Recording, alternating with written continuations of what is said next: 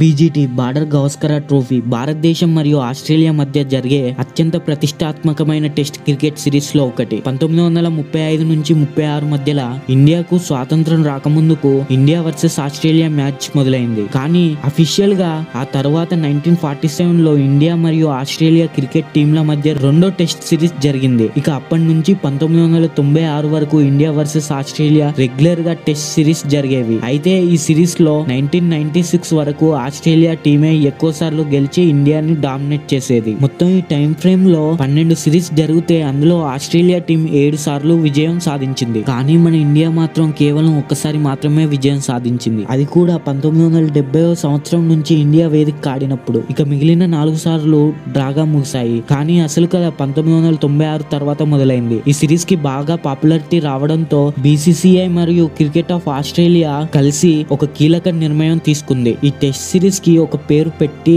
ఒక ట్రోఫీని క్రియేట్ చేయాలనుకున్నారు. అలా వచ్చిందే బార్డర్ గవస్కర్ ట్రోఫీ. అప్పటి ఆస్ట్రేలియా కెప్టెన్ అయిన ఆన్లన్ బార్డర్ మరియు ఇండియా కెప్టెన్ అయిన సునీల్ గవస్కర్ వీళ్ళిద్దరి పేర్లను కలిపి బార్డర్ గవస్కర్ అని పెట్టారు. అయితే వీళ్ళిద్దరి పేరే ఎందుకు పెట్టారంటే ఈ సిరీస్ లో వీళ్ళిద్దరే మొట్టమొదటిసారిగా 10,000 పరుగులు పూర్తి చేశారు. వీళ్ళ జ్ఞాపకానికి గుర్తుగా వీళ్ళిద్దరి పేరుని ఆ ట్రోఫీకి పెట్టారు. 1996 నుంచి ట్రోఫీ కోసం పోటీ పడే వాళ్ళలో మన దేశానికి చెందిన సచిన్ టెండూల్కర్ 65 ఇన్నింగ్స్ లో 3,262 పరుగులు చేసి అత్యంత విజయవంతమైన బ్యాట్స్మెన్ గా నిలిచారు. ఆస్ట్రేలియా ఆటగాడు నాథన్ లియాన్ 26 మ్యాచ్ల్లో 116 వికెట్లు తీసి అత్యంత విజయవంతమైన బౌలర్ గా నిలిచారు. అయితే 1996 నుంచి 2001 వరకు ఈ బార్డర్ గవస్కర్ ట్రోఫీ 15 సార్లు జరిగింది. అందులో మన ఇండియా 9 సార్లు విజయం సాధించింది. అయితే ఆస్ట్రేలియా మాత్రం కేవలం 5 సార్లు మాత్రమే గెలిచింది. మిగిలిన ఒక్కసారి సిరీస్ డ్రాగా ముగిశాయి. ఈ సిరీస్ కి పేరు పెట్టిన తర్వాత మన ఇండియా చాలా వరకు మ్యాచెస్ ని గెలిచింది. ఆస్ట్రేలియాను డామినేట్ చేసింది. కానీ ఈ సిరీస్ మొదలైన నుంచి చూసుకుంటే